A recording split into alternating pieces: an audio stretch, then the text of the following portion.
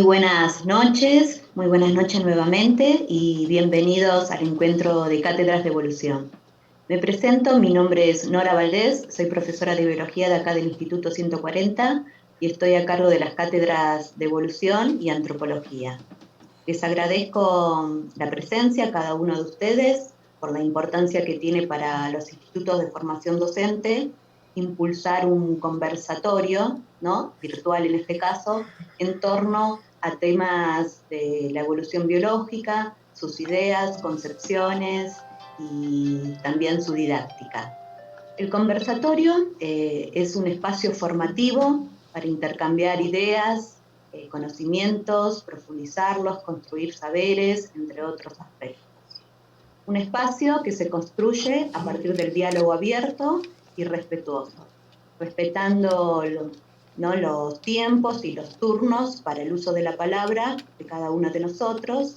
Y para ir terminando, en cuanto a la modalidad de cómo se irán desarrollando las preguntas, será pidiendo la palabra en forma escrita a través de la plataforma Zoom, en el chat.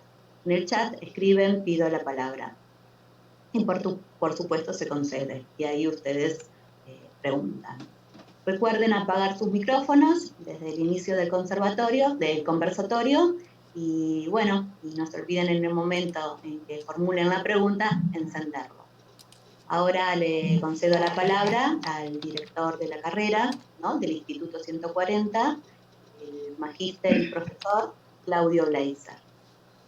Gracias, Nora. Bueno, el Instituto 140 les da la bienvenida al encuentro de cátedras de evolución con el doctor Leonardo García Gali. Este conversatorio comenzará con preguntas de los estudiantes y las estudiantes de las cátedras de evolución. Vamos a hacer un primer espacio para que pregunten las integrantes de las cátedras de evolución y luego abriremos al público en general.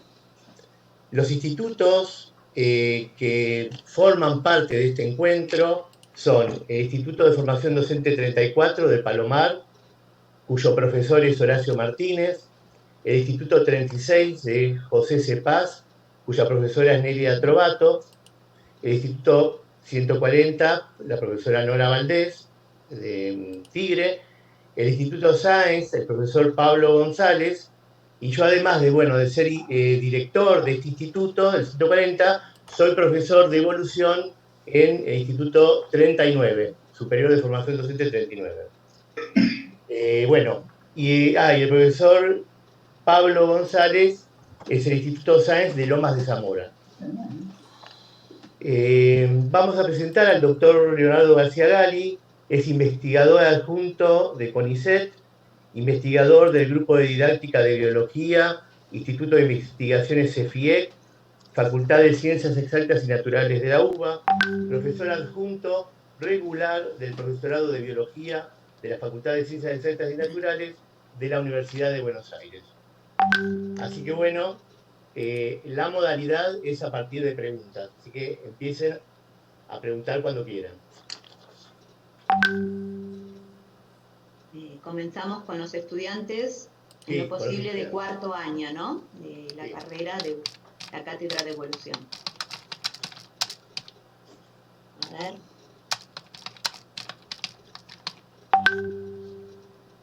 A ver, Nicolás Rolón, te pide la palabra. ¿Qué tal? Muy buenas tardes y noches para todos y todas. Quería hacerle una pregunta al investigador Leonardo, y es sobre la evolución, sobre los sexos, ¿no?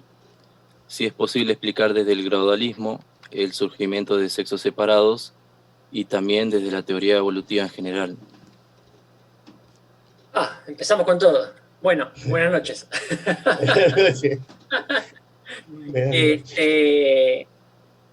Primero agradezco la invitación, así que gracias Claudio, Nora y a los demás colegas. Es un gusto participar de este espacio. Está bueno que haya tanta gente de tantos lugares, hay algunos amigos incluso por ahí, por ejemplo José Jiménez, que me pidió que me peinara para participar de este evento, y cumplí. Así que bueno, gracias por la invitación. No. A ver, Nicolás había preguntado esto, ¿no? Es una pregunta complicada. La pregunta es acerca de la explicación del... no entendí bien si de la sexualidad o si de... Sí, los dos sexos, perdón. que no es exactamente lo El mismo. surgimiento de los sexos separados. Sexo Ok. biológico.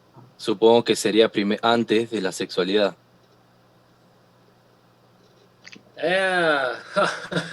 Empezamos con un tema bien enredado. A ver, sobre lo que hay muchas hipótesis es sobre el origen de la sexualidad. Acá tenemos que ponernos de acuerdo con el nombre, el significado de estos términos, ¿no? Asumo que no estamos hablando de la especie humana, sino de la sexualidad como rasgo característico de varios grupos de seres vivos. Si de eso estamos hablando, hay varias hipótesis. Hay una hipótesis que es clásica, pero es un tema tan complejo que hay diversas explicaciones. A mí me llamó algo la atención de la pregunta, que es que Nicolás preguntó desde el gradualismo. Así que yo voy a hacer algo que es para no extenderme infinitamente con cada pregunta, tomar lo que me parece más pertinente en relación con si puedo decir algo o no. Con respecto al origen de la sexualidad, hay una hipótesis clásica que ustedes deben conocer, que es la de la reina roja, que, como pasa con todos estos temas, piensen que lo que estamos tratando de explicar es algo extremadamente complicado. Por lo tanto, rara vez hay una hipótesis que goce de un consenso total. Para quienes no conocen esta hipótesis es totalmente darwiniana, y lo que asume es que la ventaja de la sexualidad está en la producción de una progenie más diversa. Que esta es una idea bastante intuitiva, ¿no? Uno tiende a asumir que una progenie diversa es mejor desde el punto de vista adaptativo porque, bueno, frente a un ambiente potencialmente cambiante, la reproducción asexual produce clones, de modo tal que si uno funciona bien, todos funcionan bien, pero si uno funciona mal, todos funcionan mal. ¿Perdón? No, es algo que pasó en la computadora. Continúa. Bien. Entonces, es bastante intuitiva la idea de que producir una progenie diversa es ventajoso desde el punto de vista adaptativo porque aumenta las probabilidades, al menos de que algunos descendientes sobrevivan en caso de ambientes cambiantes. Pero esto, si bien es bastante intuitivo, como todo en estos temas, tampoco es tan sencillo. Porque uno podría dar vuelta al argumento y decir, bueno, si un organismo llegó a reproducirse es porque está bastante bien adaptado a su medio. Claro. Entonces, ¿qué probabilidades hay de que su progenie se encuentre con un medio tan distinto al medio en el cual se desarrolló el progenitor como para que producir variación aleatoria sea realmente adaptativo? Porque recuerden que la variación que introduce el sexo es aleatoria, ¿no? Entonces, no sé si se entendió esta última parte, pero hay quienes dicen, a ver, si yo llego a reproducirme es porque estoy bastante bien adaptado. Y ahora voy a producir una progenie que va a diferir de mí de un modo aleatorio. Si el ambiente es parecido al ambiente al cual yo estoy bien adaptado, no es tan obvio que sea ventajoso producir una progenie diversa de este modo. Ahí es donde viene la famosa hipótesis de la reina roja, que lo que hace es recordarnos que hay un aspecto del ambiente que es crucial para la supervivencia de todo ser vivo y que sí cambia siempre rápidamente. Ese aspecto del ambiente no es el clima, la temperatura, ese tipo de cosas, sino sobre todo los patógenos y los parásitos, o sea, otros seres vivos, ¿no? La idea es que, para ponerlo en términos gráficos, en lo que corresponde al tiempo generacional de un perro, pasan decenas de generaciones de garrapatas, por ejemplo.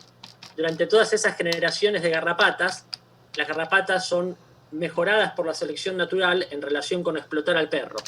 Si el perro produjera clones de sí mismo, le dejaría servido en bandeja la víctima a los parásitos. Entonces, al producir una progenie diversa, es como que resetea esa competencia, esa guerra con el parásito. En definitiva, esta es también la idea de coevolución, la idea de carrera armamentista, ¿no? Que se usa la metáfora esta entre agonistas. Entonces, un poco la idea es que una de las grandes ventajas de la sexualidad es que, por decirlo de modo metafórico, resetea la carrera armamentista con los parásitos. Entonces, es una vuelta de tuerca a la intuición de que la diversidad es buena desde el punto de vista adaptativo. Ahora, sería largo y complicado, no los voy a someter a eso, sería largo y complicado comentar los reparos que tienen algunos investigadores e investigadoras con respecto a esta hipótesis y las hipótesis alternativas. En cualquier caso, me parece que yo tengo siempre la cabeza en la enseñanza. Si quisiéramos discutir la evolución de la sexualidad, hay que empezar por ahí, porque es una hipótesis clásica que tiene muchos adherentes. Entonces, entender la discusión en torno a la sexualidad en el ámbito evolutivo hoy en día implica primero comprender la hipótesis de la reina roja para después poder discutir las hipótesis alternativas. Una sola cosa que quiero decir más con respecto a la pregunta del compañero es que dijo desde el gradualismo. Y eso me llama la atención y lo voy a dejar en un comentario provocativo nomás. Y yo les preguntaría, ¿qué se supone que hay alguna teoría de la evolución no gradualista? Lo dejo ahí. Bueno, muy bien. Wow. Yo voy a intentar ser breve para que todos puedan preguntar y si hay, por supuesto... Acabas de tirar una bombita, Leonardo. Por supuesto. Acabas de tirar una bombita. Bueno, vamos a pasar a Milagro, que quiere preguntar. Sí. Hola, ¿qué tal? Buenas tardes para todos y todas. Le quería hacer la siguiente pregunta a Leonardo. Si los comportamientos morales y éticos pueden ser un resultado de la evolución biológica. Pero vamos de bomba en bomba con los temas. A ver, mi respuesta corta sería que sí. Absolutamente que sí. Hay abundantes evidencias hoy en día de que, hay varias razones por las cuales creo que lo más razonable es pensar que sí, que efectivamente los comportamientos éticos tienen una base evolutiva y por lo tanto una base genética, ¿no? Una de esas líneas de investigación es que hay abundante evidencia hoy en día en relación con lo que podríamos llamar conductas protomorales en animales no humanos, ¿sí? Notoriamente en chimpancés, bonobos y ese tipo de bichos, ¿no? Ahí están los libros de Frans de Waal, por ejemplo, El bonobo y los 10 mandamientos, que es un libro que les recomiendo, donde hay abundantes registros de conductas, por ejemplo, en los bonobos o en chimpancés comunes también, que se parecen mucho a la conducta moral. Por supuesto, acá siempre tenemos un enorme lío, porque está claro que la moralidad en la especie humana tiene otras connotaciones y otras complejidades que están dadas por la cultura desde ya, ¿no? Entonces, por supuesto, hay una eterna discusión en estos temas, donde de un lado tenemos autores como Frans de Waal, que no tienen problema en hablar de que los bonobos tienen conducta moral, tienen cultura, son empáticos, son solidarios, etcétera, etcétera. Y en el otro extremo, autores que acusan a de Waal de un antropomorfismo irresponsable, ¿sí? Y autores que dicen que no deberíamos usar las mismas palabras para referirnos a las conductas de los animales. ¿Se entiende, no? La idea. Autores que dicen que la palabra moral debería restringirse para los humanos, la palabra cultura debería restringirse para los humanos. Yo, como buen evolucionista, tengo una perspectiva más bien continuista y me parece que cierto grado de antropomorfismo es inevitable. O sea, la respuesta, desde mi perspectiva, todo esto es complicado y discutible, ¿eh? La respuesta desde mi perspectiva es que hay muy buenas razones para responder que sí a tu pregunta. Sintetizo. Una son los estudios que muestran cómo animales no humanos parecen tener un sentido de la justicia, parecen tener la capacidad de castigar a los individuos que infringen ciertas normas sociales, y todo eso se parece demasiado a lo que nosotros llamamos conducta moral. Por supuesto, en nuestro caso, todo va a estar complejizado por la capacidad de pensamiento abstracto, simbolismo, lenguaje, cultura. Nadie está diciendo que la moral de los chimpancés sea exactamente lo mismo que la moral humana. Pero creo que tenemos buenas razones para creer que la moral humana, con todas sus complejidades, no deja de basarse en, si ustedes quieren decirlo así, una suerte de instintos morales, ¿no? Creo que las razones son buenas para creer que la respuesta es positiva. Muy bien, gracias. Muy bien, gracias. Camila. Hola, ¿qué tal? Buenas tardes. Hola. Bueno, mi pregunta es acerca de la didáctica, ¿sí? Y es así. ¿Qué podemos hacer como futuros docentes para fomentar el cuidado ambiental mediante la enseñanza de la evolución? Muy bueno. Pregunta interesante. ¿Qué Sí. podemos hacer desde la enseñanza de la evolución para fomentar el cuidado del ambiente? Bueno, interesante y compleja, pero creo que hay alguna cosa para decir. La cuestión ambiental es transversal, por supuesto, entonces si tenemos el objetivo de que nuestros estudiantes adquieran conocimiento que les permita pensar la cuestión ambiental con un sentido crítico, tenemos que atacarla desde todos los frentes. Por lo tanto, me parece bien que desde la materia evolución también se ponga en cuestión ese tema. Ahora, no tengo una respuesta única a cómo hacerlo. Es tan amplia la biología evolutiva que hay varias formas en las cuales se cruza con lo ambiental y nos puede servir entonces de excusa para tratar lo ambiental en el aula. Menciono solo algunas. Podemos, por ejemplo, tratar el tema de la extinción como fenómeno natural, ¿no? Y eso nos puede servir para pensar la situación actual, o sea, en qué se parece y en qué no se parece a los procesos naturales de extinción. Ese es un tema posible. Podemos trabajar estudios y temas y casos en relación con las respuestas evolutivas que los organismos tienen ante las modificaciones humanas. Ese es otro tema. Por ejemplo, les recomiendo un libro hermoso que se llama Darwin viene a la ciudad, donde muestra un montón de ejemplos de cambios evolutivos que sufren las poblaciones de animales y plantas en medios urbanos. Entonces, quiero simplemente ilustrar una idea, que es, hay temas más bien técnicos como esos que acabo de mencionar, ¿no? La evolución me permite entender, por ejemplo, qué impacto va a tener la modificación humana en estos términos, por ejemplo, comparándolo con el balance entre especiación y extinción que ha tenido lugar antes de la gran modificación humana. Me permite entender cómo los impactos humanos están modificando la evolución de las especies. Pero después también hay cuestiones que son más bien filosóficas, si ustedes quieren, que la evolución nos permite entender para pensar lo ambiental. Les doy un ejemplo de una de esas ideas. No sé si oyeron hablar de la idea de biofilia alguna vez, que es una idea que con distintas formas viene de diversos autores, pero que fue muy popularizada por Edward Wilson, el biólogo estadounidense. Esta idea habla de una afinidad instintiva entre los humanos y la naturaleza. Dicho así suena un poco místico, pero no tiene nada de místico.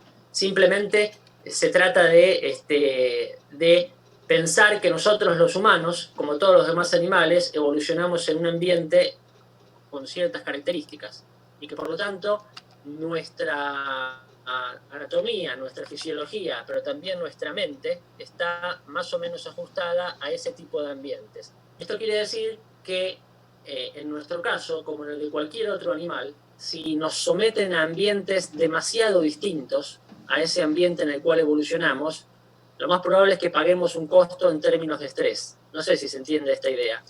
Yo la ilustro a veces del siguiente modo. Les muestro una imagen de un yaguareté en una celda de 2x2 en un zoológico bien horrible y les pregunto qué sensación les causa esa imagen y por qué. Y todo el mundo dice, me causa tristeza, me causa pena. Y cuando pregunto por qué, dicen, bueno, porque un animal que debería vivir en la selva está en una caja de cemento de 2x2, ¿no? Y bueno, hay una intuición ahí de que ese animal, por decirlo así, está hecho para vivir de otro modo en otro lugar y lo tenemos en una caja de cemento. Y después les muestro una foto de humanos en el centro de la ciudad de Buenos Aires y les pregunto qué les provoca esa foto. Y bueno, algunos dicen, sí, cuánta gente, qué horrible, pero por ahí no nos damos cuenta que el razonamiento que hicimos para el yaguareté cabe para el humano también. Y si no nos damos cuenta de eso habitualmente es porque nos olvidamos de que somos una especie que evolucionó en ciertos ambientes. Entonces, el hecho de olvidarnos que somos una especie que evolucionó en ciertos ambientes contribuye a la fantasía de que podemos vivir en cualquier tipo de ambiente. No sé si se entiende la idea. Wilson, cuando habla de biofilia, muestra que las cosas que más horror nos causan y las que más placer nos causan son cosas muy primarias que tienen que ver con nuestro origen evolutivo. Por ejemplo, muestra que en la ciudad de Nueva York la gente tiene pesadillas con serpientes y con arañas, siendo que en la ciudad de Nueva York es casi imposible morir mordido por una serpiente. Sin embargo, casi nadie tiene pesadillas con colectivos, siendo que es muy posible morir atropellado por un colectivo en la ciudad de Nueva York. Wilson con esto lo que quiere ilustrar es que las cosas más, nuestros sentimientos más primarios tienen que ver con el mundo natural en el cual evolucionamos, ¿no? Menciona también estudios, por ejemplo, donde muestra cómo cuando a personas de distintas culturas se les pide que describan el lugar ideal para vivir, hay una fuerte convergencia. Personas de casi cualquier parte del mundo describen algo, describen su mundo ideal, y siempre se parece sospechosamente a la sabana africana, eso que describen. Claro. No sé si se entiende la idea, ¿no? Entonces, evidentemente somos un animal muy flexible, capaz de vivir en un iglú, en un rascacielos, etcétera, etcétera, pero no somos infinitamente flexibles. Entonces, este es un punto en el cual, en un plano más abstracto, si vos querés, hasta casi filosófico, pero no tanto, recordar que somos producto de la evolución nos lleva también a repensar lo ambiental, ¿no? En el sentido de decir, bueno, del mismo modo que un yaguareté no puede vivir dignamente, por así decirlo, en cualquier ambiente, porque evolucionó en las selvas, nosotros tampoco. Y esto está estudiado hoy en día. No sé si han oído hablar de lo que se llama déficit de naturaleza, síndrome de déficit de naturaleza. Está recontra estudiado como el no contacto con los árboles, con el pasto, con el agua, etcétera, etcétera, causa un montón de problemas físicos y psicológicos. O al revés, está estudiado como, aunque sea unos breves paseos por un campo, por un bosque a la semana, mejoran un montón de indicadores de salud. Mira. Y eso no es casualidad. Eso es porque evolucionamos en un mundo con árboles, con agua, etcétera, etcétera. Entonces, pasarnos toda la vida en edificios como los del centro de Buenos Aires no es gratuito, tiene costos. Y eso no es magia, no es casualidad, no es místico. Es porque somos un animal producto de la evolución, ¿no? Entonces, esa es una de las varias razones por las cuales la biología evolutiva también nos invita a mejorar la cuestión ambiental, ¿no? Porque básicamente es difícil pensar que las personas podamos vivir realmente bien en un entorno que se aleje infinitamente de ese entorno en el cual evolucionamos. Esa es la idea de biofilia que viene de la biología evolutiva y bueno, nada, de todo lo mucho que se podría decir, me pareció interesante comentarlo. Muy importante, muy interesante. Y acá Horacio Martínez pregunta si el sueño es una estrategia evolutiva. Seguramente sí, pero también ahí estamos con los temas todos complicados. Tiren una fácil. Tendría que haberle pagado a alguien para que me haga alguna pregunta fácil. Sí, pero a ver, ¿por qué diría que sí? Porque siempre que uno tiene en un conjunto de especies un rasgo constitutivo y que es importante en términos de inversión energética y demás, evidentemente, yo sé que no todos los rasgos son producto de la selección natural, pero rasgos de este estilo es casi imposible que no tengan un origen adaptativo. Piensen ustedes que animales como nosotros, y en realidad todos los vertebrados, hay excepciones, por supuesto, pero todos los vertebrados estamos obligados a dormir, ¿sí? En animales como nosotros está claro lo que pasa si no dormimos, ¿no? O sea, se descalabra todo el organismo. Bueno, evidentemente es una función orgánica importantísima, central, de hecho es vital, literalmente vital, ¿no?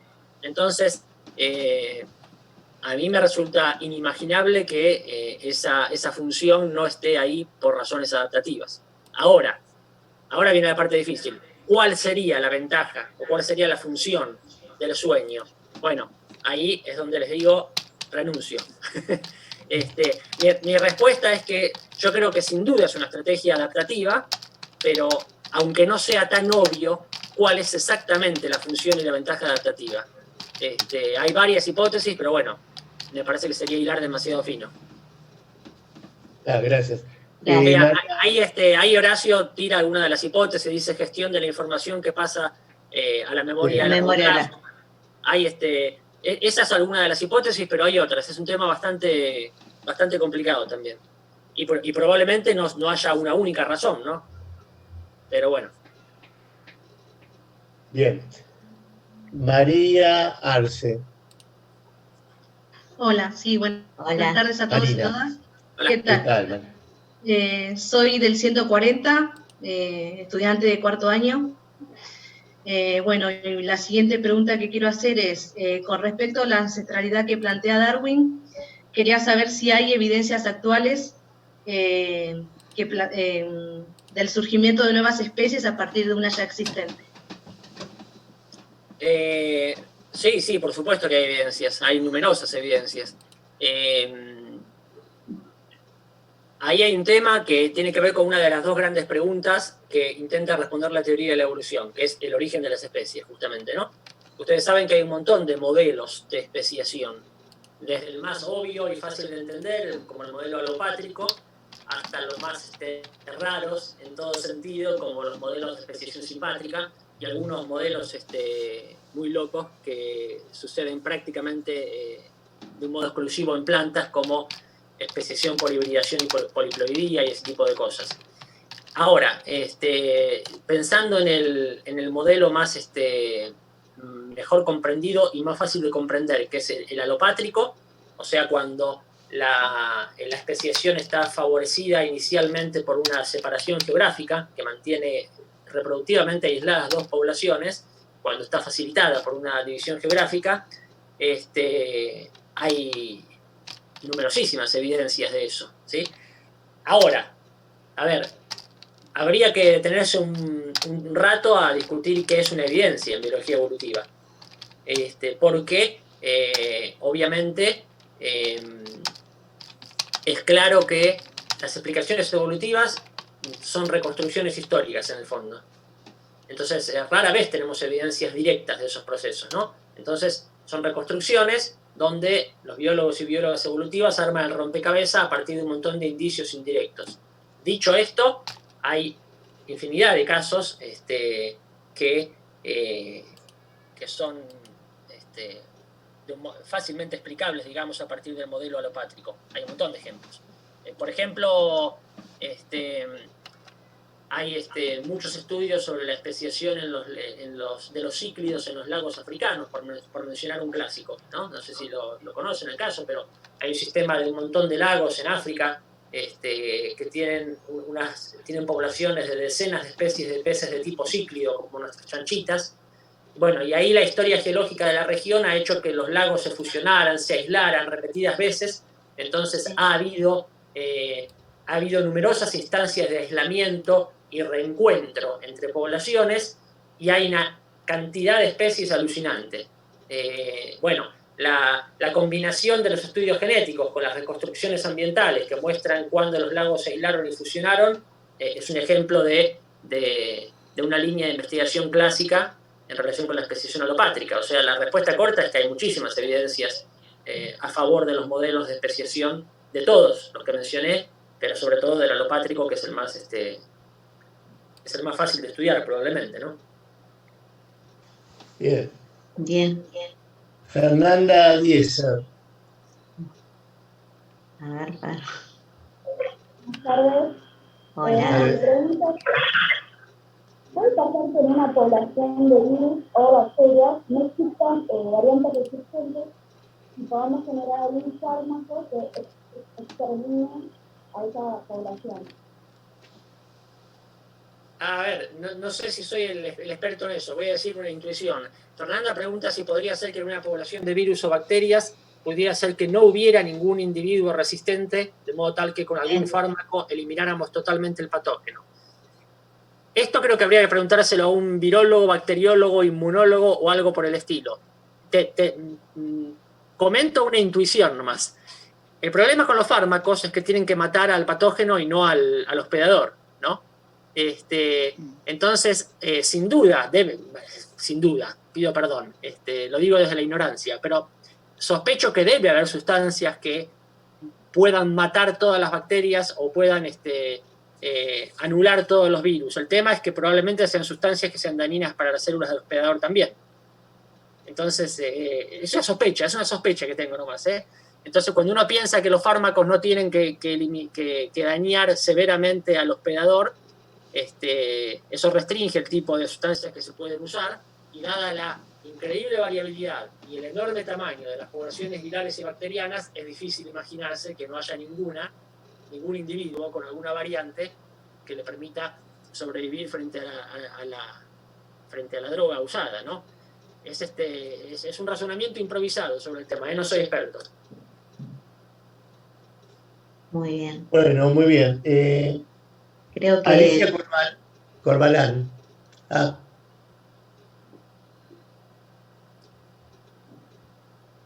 Alicia, ¿estás por ahí? Sí, está Alicia. No se escucha nada. Alicia. A ver.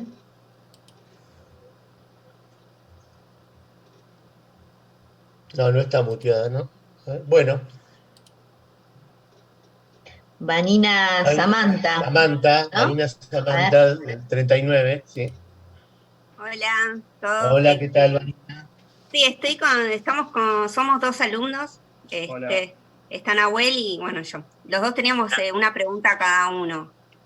Yo quería saber cuál es la definición de especie que más aceptada en la actualidad. Y la pregunta tuya. Si considera que la simbiosis es un elemento de importancia en la especiación.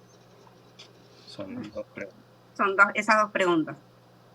Con respecto al concepto de especie, supongo que la respuesta es: depende en qué área de la biología estemos. En biología evolutiva, hasta donde yo entiendo, el concepto biológico de especie, que está basado en la noción de aislamiento reproductivo, es el principal. Pero como digo, esto tiene su razón de ser en relación con las preocupaciones de la biología evolutiva, ¿no? El concepto de biológico de especie es el que tiene la implicancia de que un linaje se parta en dos. Entonces, a partir de ahí hay evolución independiente. Ahora, en otras ramas de la biología, como en la paleontología, el concepto biológico de especie es perfectamente inútil. Y en la microbiología, en gran medida también. Entonces, yo no me animo a decir, habría que ver, qué sé yo, no me animo a decir que cuál es el consenso en cada área, pero me parece que no es posible que llegue a dominar un concepto de especie para toda la biología. Me parece simplemente que no es posible. Porque, por un lado, me cuesta... ustedes conocen las limitaciones del concepto biológico de especie. Ahora, también es evidente su potencia. A mí me resulta inimaginable que renunciemos al concepto biológico de especie. Ahora, también es perfectamente comprensible que para alguien que estudie bacterias le sirva de poco ese concepto. Entonces, como todos los conceptos y las definiciones son herramientas, entonces hay una cuestión pragmática acá, ¿no? Se usan y se retienen mientras sirven para pensar lo que a uno le interesa pensar, mientras sirven para hacer preguntas, para avanzar en la investigación, etcétera, etcétera. Entonces, mi respuesta breve sería que sospecho que siguen dominando distintos conceptos de especie en distintas ramas de la biología, y sospecho también que esto siempre va a ser así. Y me parece que, y esto lo digo porque nos pasa por ahí a veces a nosotros, pero también lo he leído en autores, me parece que es un poco ingenua la pretensión o el ideal de que deberíamos tener un único concepto de especie. No. ¿Por qué? Me parece que eso es un vicio de una biología que siempre quiere parecerse a la física clásica, ¿no? Y tener algo así como las leyes de Newton de la especiación. Bueno, no. Probablemente ni siquiera la física funcione bien así, pero la biología seguro que no. Tenemos unas pocas generalizaciones que siempre tienen tantas excepciones que no da para calificarlas de leyes. Entonces me parece que hay que entender que es medio inevitable que tengamos distintos conceptos de especie y que no creo que sea algo malo o algo que deba preocuparnos. Después, con respecto a la importancia de la simbiosis en la especiación, confieso mi ignorancia. O sea, sé que los autores como Margulis y sus seguidores y seguidoras siempre han denunciado que la simbiosis tiene una importancia central en todos los procesos biológicos. Sé sé que hay estudios y casos acerca de procesos de especiación facilitado por interacciones con microorganismos.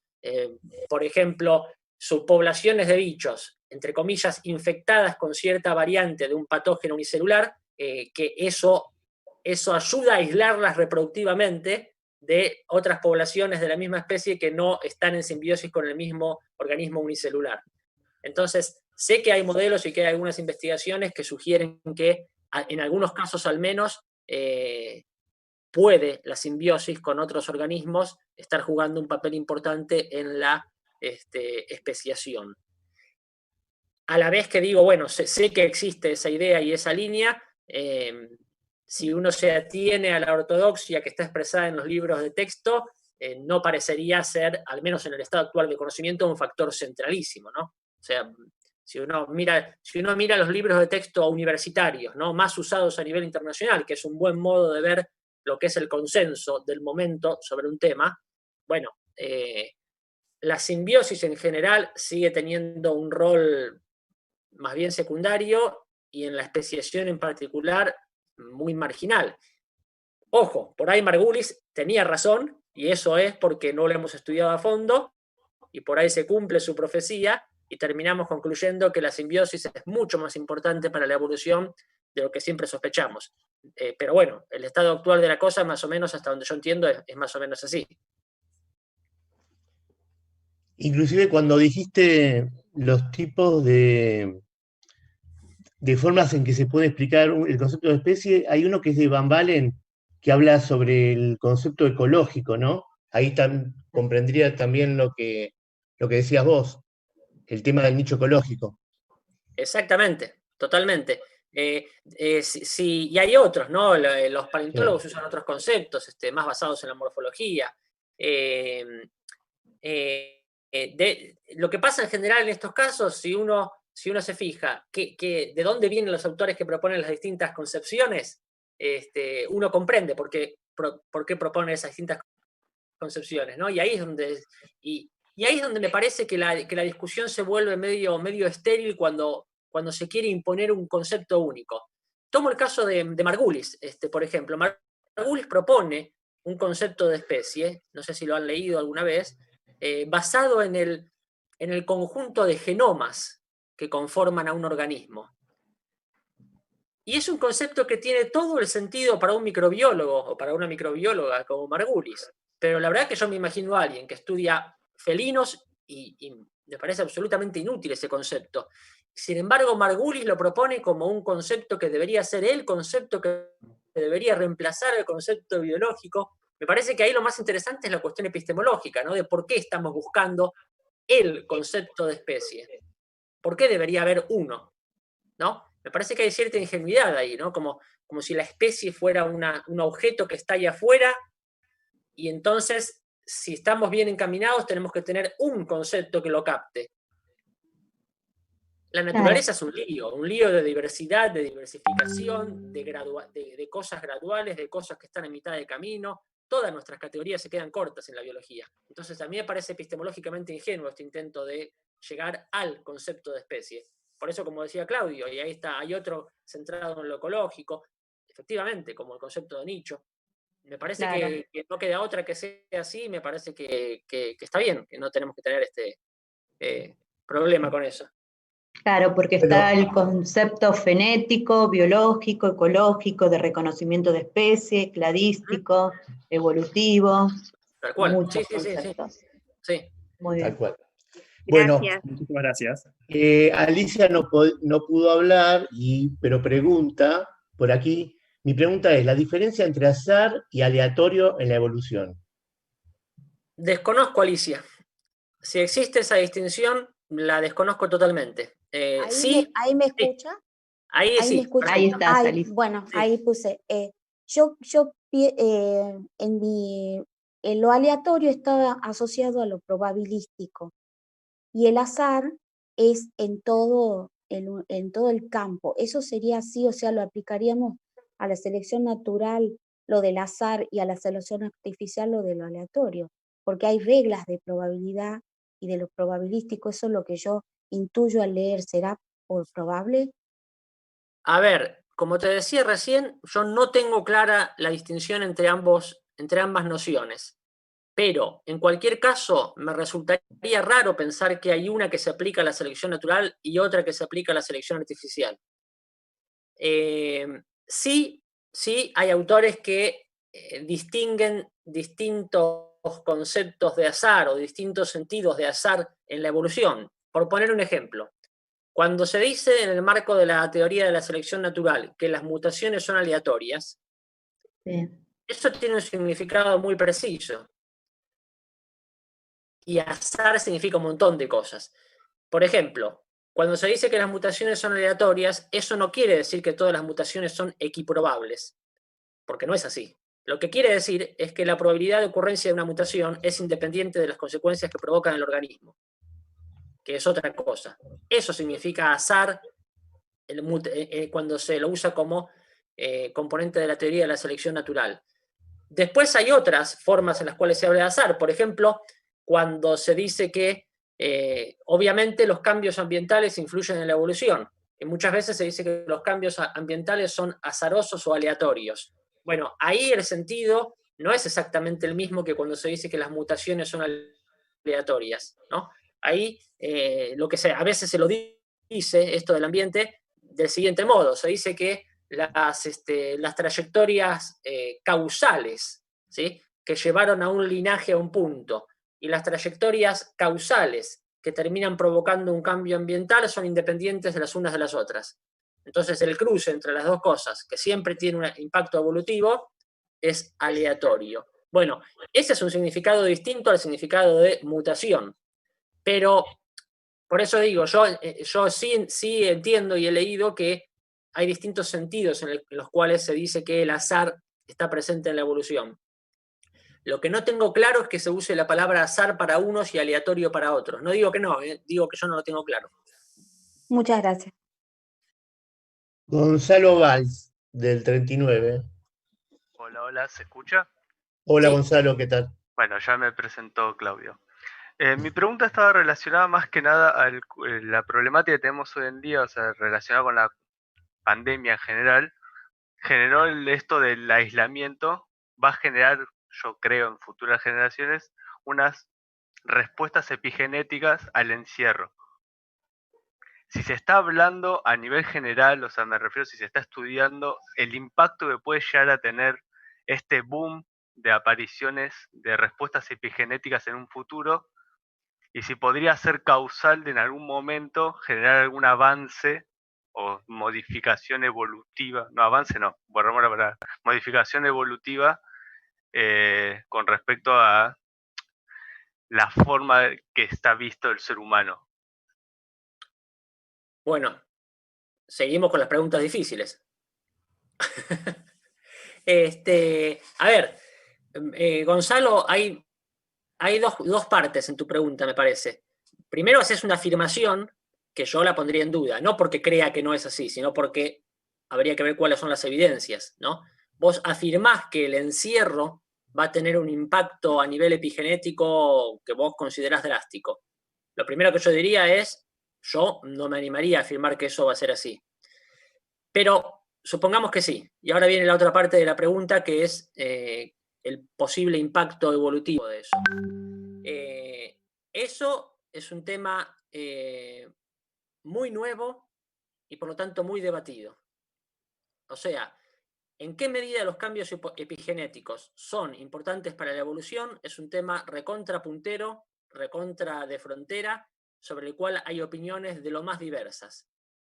Los biólogos y biólogas evolutivos más ortodoxos son bastante escépticos y dicen que la epigenética no es muy relevante para la evolución.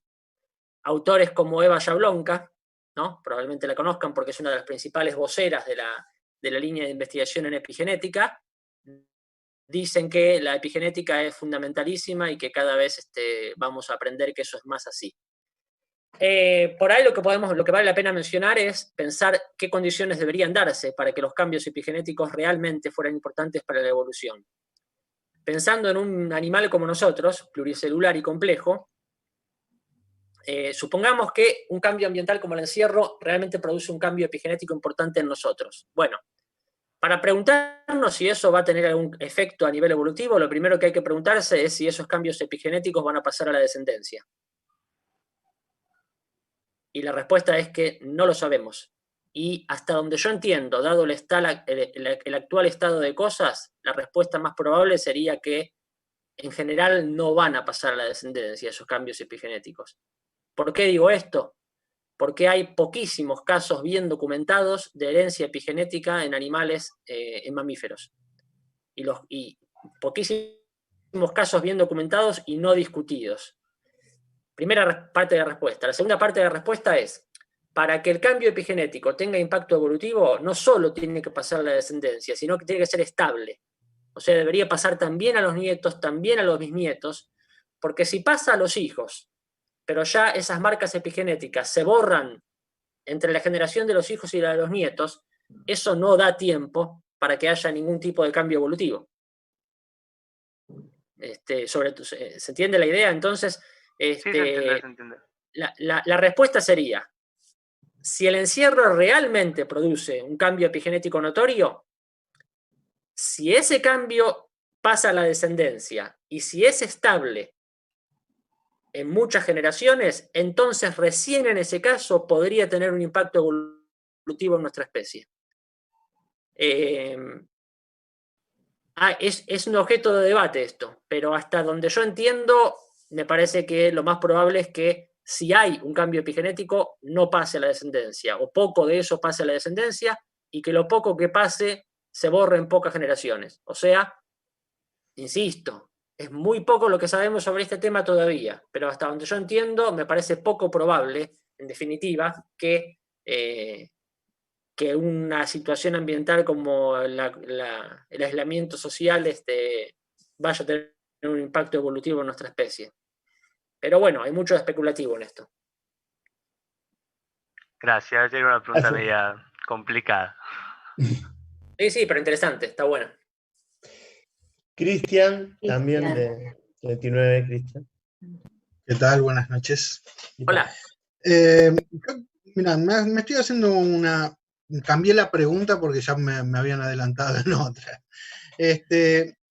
A mí me interesa, a ver si me puedes orientar o me pueden orientar. Estoy viendo que en la producción de alimentos actual hay un alto nivel de endogamia, sobre todo en la parte de piscicultura, en todo lo que es ganadería, y que inevitablemente, si podría llegar a dar algún tipo de explicación de muchos trastornos alimenticios que tenemos actualmente, y si eventualmente podrían llegar a ser una modificación o un cambio evolutivo futuro. ¿Un cambio evolutivo en nosotros, en los humanos? En nosotros, exactamente. Ok, bueno, a ver, si entendí bien. Que haya alta endogamia en los alimentos que nosotros consumimos, por ejemplo, que los cerdos que consumimos sean muy endogámicos, que las plantas que consumimos sean muy endogámicas, etc. Eso entiendo yo que es cierto, porque eso es una consecuencia casi inevitable de la selección artificial que busca siempre mantener ciertos estándares, ¿no? Se ve claramente en las razas de perros. Bueno, si vos querés una raza de perro que siempre tenga la misma estatura, el mismo color, el mismo tipo de pelito, etcétera, etcétera, no te queda otra que cruzar a los bichos entre parientes. Exactamente. No queda otra, porque en cuanto abrís el espectro reproductivo se empieza a diversificar todo y se corre de los estándares. Esta es la razón por la cual los animales domésticos tienen todo tipo de desgracias orgánicas y de salud, ¿no? Ustedes saben que la endogamia trae todo tipo de problemas y cualquiera que haya tenido animales de raza sabe que los animales de raza están llenos de problemas de salud como consecuencia de la endogamia. Ahora, me cuesta ver que eso tenga que ver con nuestros problemas alimenticios. O sea, es verdad que nosotros tenemos una alimentación que nos trae muchos problemas, pero yo no veo la relación con la endogamia de lo que comemos, por así decirlo. Yo creo que los problemas alimenticios que tenemos nosotros es por comer, por ejemplo, por comer productos muy procesados, ¿no? El primer consejo nutricional saludable es comer cosas poco procesadas. ese procesamiento ustedes saben lo que implica, ¿no? Conservantes, colorantes, etcétera, etcétera, etcétera. Eso y un desbalance, ¿no? O sea, exceso de grasa, exceso de azúcar, etcétera. Me parece que va más por ahí el tema de los problemas alimenticios. Ahora, la otra parte de la pregunta sería si esta mala alimentación podría tener consecuencias evolutivas en nuestra especie. Bueno, si pensamos evolución en el sentido clásico, o sea, en el sentido de cambio en las frecuencias alélicas a través de las generaciones, por selección natural, por deriva génica, por lo que sea, la respuesta supongo que es que podría ser, pero que sería difícil que tuviera un impacto evolutivo y además sería difícil detectarlo. ¿Por qué digo esto? Fíjense que cuando muchas veces surge la pregunta de si los humanos estamos evolucionando, pensemos por selección natural, que es el mecanismo más, sin duda, uno de los más importantes. Entonces, ¿de qué modo el estilo de alimentación que nosotros tenemos podría impactar en nuestra evolución en términos de selección natural? ¿Por qué es difícil que tenga ese impacto? Porque recordemos algunas cuestiones básicas. Para que haya selección natural, debería haber diferencias heredables entre nosotros en relación con la alimentación que implicaran diferencias en el éxito reproductivo. Por ejemplo, uno de los grandes problemas alimenticios que tenemos es el exceso de consumo de grasas. Sabemos que eso trae problemas arteriales, etcétera, etcétera, ¿no? Bien. Ahora, entonces uno podría pensar ahí, ¿no podría haber entonces una selección natural en los humanos, dado que por el motivo que fuere comemos mucha grasa, una selección natural en los humanos en relación con algún rasgo que nos permita procesar mejor las grasas? Bueno, ¿por qué es poco probable eso? Entre otras cosas, porque los problemas del consumo excesivo de grasas aparecen en edades avanzadas, cuando la mayoría de la gente ya tuvo los hijos que iba a tener. ¿Se entiende la idea? Entonces, si yo tuviera una genética que me permitiera procesar mejor las grasas que otro individuo, difícilmente eso sea materia prima de selección natural, salvo que esa diferencia se exprese en mayor éxito reproductivo. Y si vos pensás, primero, que el efecto de la mala alimentación en general tiene efectos graves a largo plazo, y segundo, que tenemos toda la parafernalia medicinal que compensa esos efectos negativos con bastante eficacia, entonces es difícil que una variación genética que me hace a mí procesar un poco mejor las grasas se traduzca en que yo deje más hijos. ¿Se entiende la idea? Ahí está, el modo en el cual la cultura altera estos procesos, ¿no? Piensen en los problemas de visión. En un mundo precultural, cuando éramos monitos que andábamos por ahí, cualquier defecto más o menos grave de visión era una condena a muerte. Bueno, gracias a esto, eso ya no es así. Entonces, cualquier eventual proceso de selección natural en relación con la visión se ve anulado por esto. Por ejemplo, ¿no? Entonces, esto quiere decir que no es fácil que se den condiciones para la selección natural en humanos en las condiciones actuales. ¿Se entendió esta parte más o menos? Sí, perdón, yo lo entendí. que está haciendo ruido acá. Entendí. Pero hay otra cosa para decir. Quiero decir, que no se entienda que esto que dije significa que no estamos evolucionando por selección natural. Sí estamos evolucionando por selección natural. Distintas poblaciones. Pero de modos raros y poco evidentes. Hoy en día hay técnicas de estudio de la evolución que hace pocos años no estaban disponibles, entre ellas lo que tiene que ver con la genómica. O sea, se analizan masivamente datos genómicos y se detectan lo que se llaman señales de selección. Esto quiere decir que hay modos, tomando muestras de sangre en una población, de ADN, hay modos de saber si algún alelo está siendo objeto de selección. Pero muchas veces no se tiene ni idea de por qué. Pero sabemos que está siendo objeto de selección.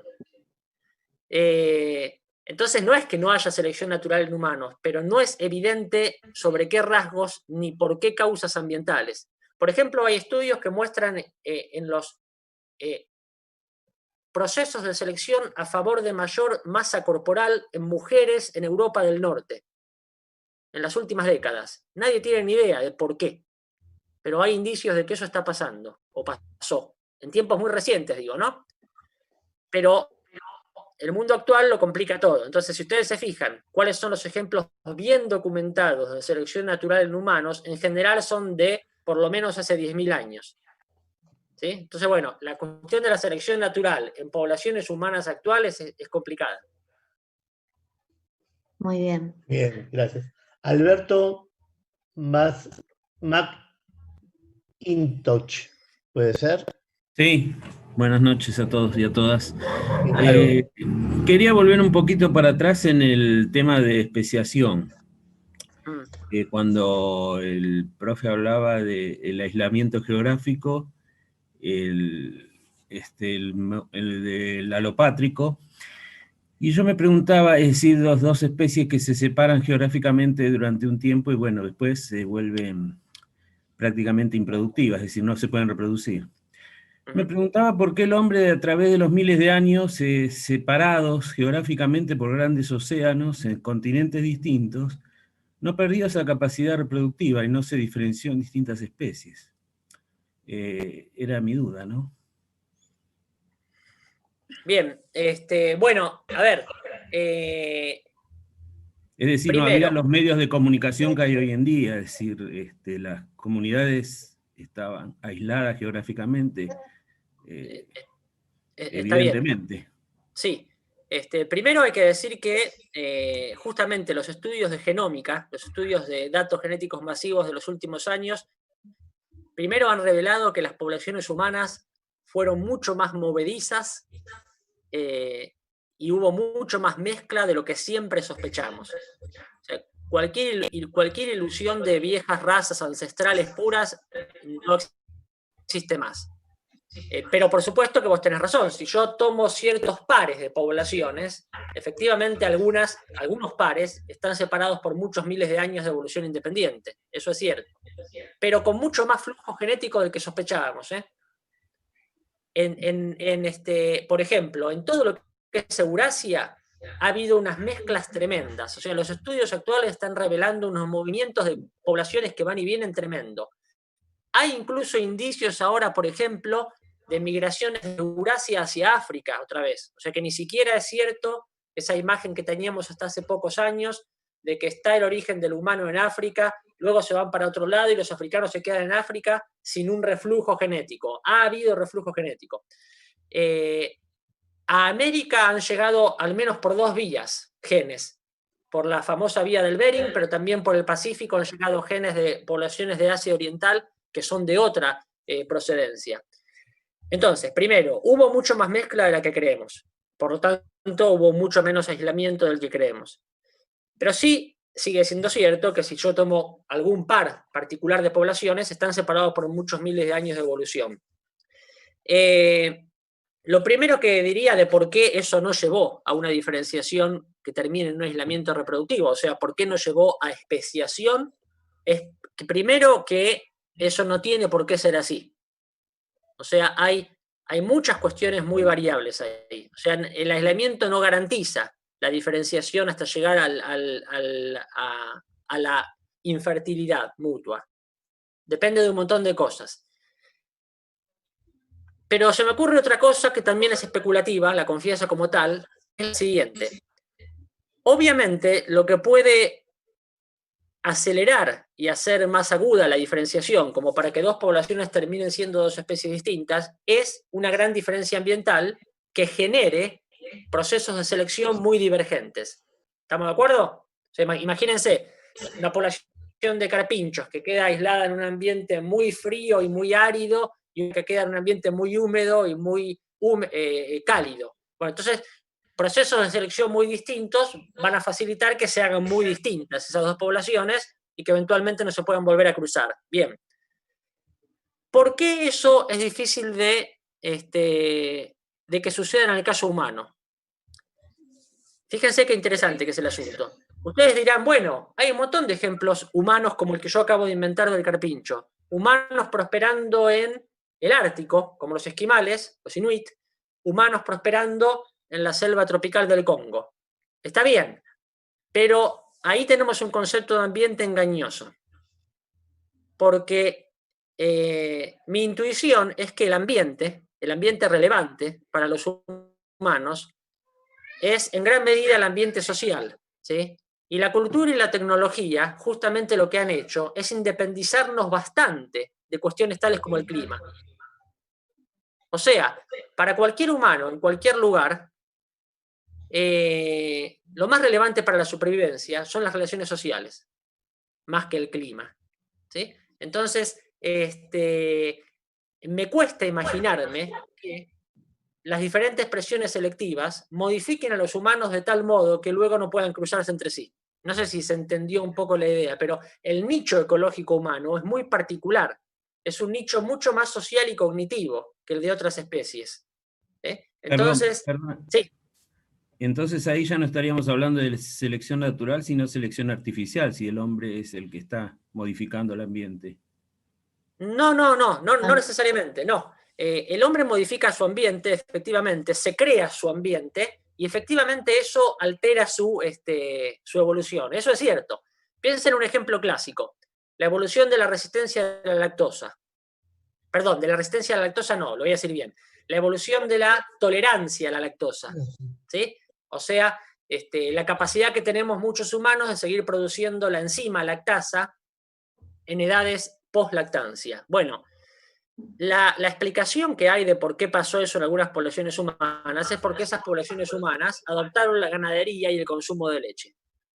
O sea, hubo un proceso de selección natural sobre los humanos, consecuencia de una modificación ambiental que los propios humanos hicieron. En ese punto vos tenés razón, Alberto. Lo único que yo no le llamaría selección artificial, porque en general la selección artificial se refiere a un proceso de selección intencionalmente guiada por el humano para obtener un cambio. O sea, cuando los humanos, por ejemplo, crearon al gran danés, ese es un caso de selección artificial, porque los humanos se propusieron intencionalmente producir un perro grande. Ahora, cuando los humanos domesticaron ganado y consumieron leche de vaca, jamás se propusieron generar una raza humana tolerante a la lactosa. O sea, yo diría que esos son ejemplos de selección. Pero se propusieron una mejor alimentación, una mejor es otra cosa aprovechamiento de la ganadería. En cierto modo es algo voluntario, que lo hicieron con una intención. No, está bien, pero la intención era mejorar a las vacas, no cambiar al humano. No, pero creo que es mejorar la alimentación humana. Está bien, pero una cosa es no mejorar la alimentación del ganado, lo mejoraron genéticamente como para obtener beneficios para el humano, para nosotros, no para el ganado. Correcto, pero eso es selección artificial sobre el ganado. O sea, esas poblaciones jamás se propusieron modificar la genética propia. De hecho, no tenían ni idea de genética esas poblaciones, así que difícilmente... ¿Se entiende lo que digo? Entonces, sí. No estuvo la intención de generar una raza humana tolerante a la lactosa. Entonces, yo no llamaría selección artificial eso. Para mí sería un ejemplo de selección natural, con la particularidad de que el factor ambiental que seleccionó a los humanos es un factor generado por los propios humanos. Claro. Pero esto, fíjense por qué no sería artificial también. Esto no es solo válido para los humanos. Es probable que los castores, al adquirir evolutivamente la capacidad de fabricar castoreras y diques, etcétera, etcétera, mire si no es una modificación ambiental esa. Los castores, al modificar su ambiente, también modificaron las presiones selectivas sobre sí mismos. De hecho, está lo que se llama la teoría de construcción de nicho, que lo que dice es que todos los seres vivos hacen esto en cierta medida. Todos los seres vivos en cierta medida modifican el ambiente en el que están, y eso, por lo tanto, modifica las presiones selectivas sobre ellos mismos. Lo que pasa es que el caso humano es drástico, porque nosotros modificamos el ambiente de un modo dramático, ¿no? Comparado con otros bichos. Para nosotros y para los demás, sí. Totalmente. Pero les doy otro ejemplo. Las hormigas pasan buena parte del día en un microambiente creado por ellas mismas. Yo no tengo ninguna duda de que la selección natural debe haber modificado a las hormigas para adaptarlas, entre comillas, para adaptarlas, ¿no? Las debe haber modificado adaptativamente en relación con las condiciones de sus nidos, condiciones que ellas mismas crean. Entonces, el hecho de que un organismo haga algo y de que eso que hace modifique la selección natural sobre sí mismo no es una exclusividad del humano, aunque, por supuesto, nosotros lo hacemos a una escala tremenda, ¿no? Pero bueno, esas son las complicaciones interesantes del caso humano.